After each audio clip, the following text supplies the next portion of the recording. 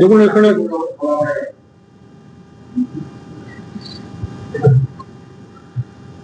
দেখুন লালবাজার আপনাদের মুখ থেকে শুনলাম 21শে জুলাইয়ের শহীদ তর্পণ সভা নিয়ে লালবাজার বলেছে ধর্মতলায় অনুমতি তারা দেবেন না। এখন আর কাকে কি বলছে আমাদের জানার দরকার নেই। আন্দোলনটা মমতা বন্দ্যোপাধ্যায়ের আন্দোলনের স্রোতে, ফলে এটা সম্পূর্ণভাবে একটা রাজনৈতিক দমন পীড়নমূলক বিরোধীদের কণ্ঠরোধ এবং শহীদ পরিবারদের শহীদ স্মৃতিকে অপমান করা। তার কারণ 1993 সালের 21শে জুলাই no I card no vote, সচিত্র পরিচয়পত্র আপনাদের আমাদের কারোর ছিল না। মমতা বন্দ্যোপাধ্যায়ের দাবিতে প্রথম এই সচিত্র পরিচয়পত্র হয়। তো এখন এই সচিত্র পরিচয়পত্র তার দাবিতে যে মিছিল, তার দাবিতে যে কর্মসূচি, সেখানে সিপিএম এর হারমাদরা এবং পুলিশ গুলি চালিয়ে 14 জনকে মারেন, নিহত 14, মমতা বন্দ্যোপাধ্যায়কে খুনের চেষ্টা, শতাধিক আহত। তারপর থেকে প্রত্যেক বছর এই দিনটায় শহীদ তর্পণ করেন মমতা বন্দ্যোপাধ্যায়। প্রথমে ঘটনার সময় তিনি যুব কংগ্রেসের সভানেত্রী ছিলেন, পরবর্তীকালে তৃণমূল কংগ্রেস। তো সেটা হয়ে আসছে এবং ওই জায়গাটিতেই ধর্মতলার যে জায়গাটি সেখানে সভা হয়, ওই জায়গাটিতেই যেহেতু গণহত্যার যে 2-3টে জায়গা ছিল তার মধ্যে ওটি একটি জায়গা এবং ওখানে মৃতদেহ পড়েছিল শহীদদের, তাই ওখানেই শহীদ তর্পণ হয়। আপনারা যোগাসনের জন্য রেড রোডের মতো ব্যবস্থা, ব্যস্ত রাস্তা 7 দিন বন্ধ রাখতে পারেন।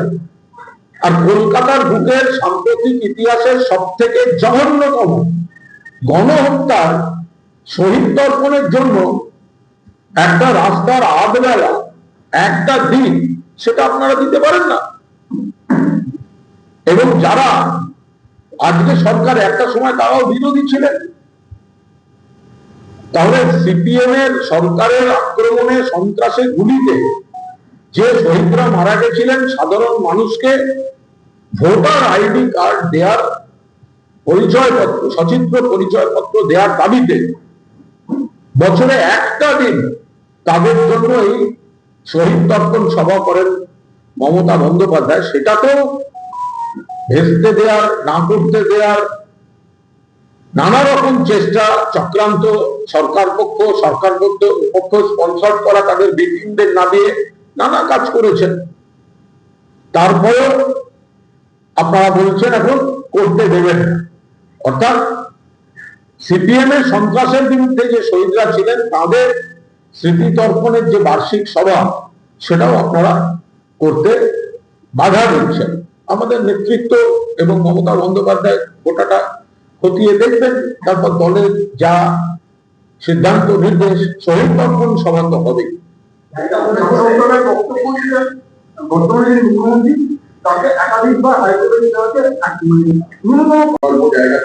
এটা বিষয়টা আমাদের শীর্ষ নেতৃত্ব খতিয়ে দেখছেন।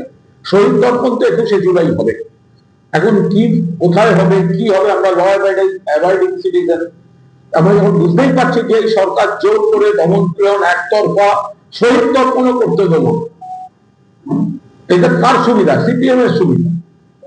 সিপিএম জমানার যে ভয়ঙ্কর সন্ত্রাস, যেটা এই 21শে জুলাইয়ের মধ্যে দিয়ে মানুষ বারবার মনে করেন, সেইটাকে বাধা দিতে আসছে। কারণ ওরা এখন সেই জায়গায়, আমরা তো নিশ্চিতভাবে শহীদদের স্মৃতি তর্পণ করবো, কিন্তু সেটা মাননীয় আমাদের দলনেত্রী, শীর্ষ নেতৃত্ব যা সিদ্ধান্ত নেবেন তখন আমরা জানাবো।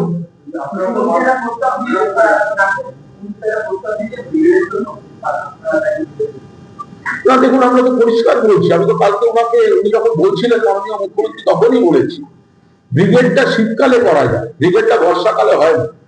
তার কারণ হচ্ছে এই জুলাই মাসে, আপনি আমায় প্রশ্ন করলেন, আপনি একটুখানি বিধানসভার মাঠটা দিয়ে একটু হেঁটে আসুন, তো জান না, হেঁটে আসুন, তারপর তো ব্রিগেডের কথা। ব্রিগেডে বা এই ধরনের জায়গায় এই বর্ষাকালে, ভরা বর্ষা, প্রবল যে জল জমা এবং কাদা, তো ফলে মানুষ বসা দূরের কথা, দাঁড়াতে পারবেন না, হাঁটতে পারবেন না। ফলে ওই জায়গাগুলো ব্রিগেড করাবার ক্ষমতা আমাদের আছে, ব্রিগেডের বিপুল মানুষ আসতে পারে, কিন্তু সেটা শীতকালে সম্ভব।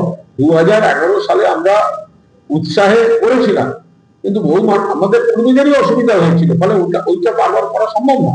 যে বর্ষাকালে জলখাতার মধ্যে আমরা কর্মীদের মাঠের মধ্যে ছেড়ে দিতে পারি না, এবং মাঝখানের জায়গাটা যা হয়ে যায়, তো সেখানে মানুষ দাঁড়াবেন কি করে? ফলে সেই কারণেই শুধু এই জুলাই মাস ভরা বর্ষা বলে এটি আরো বেশি করে ঘটনাস্থল পাকা রাস্তায় করাটা দরকার।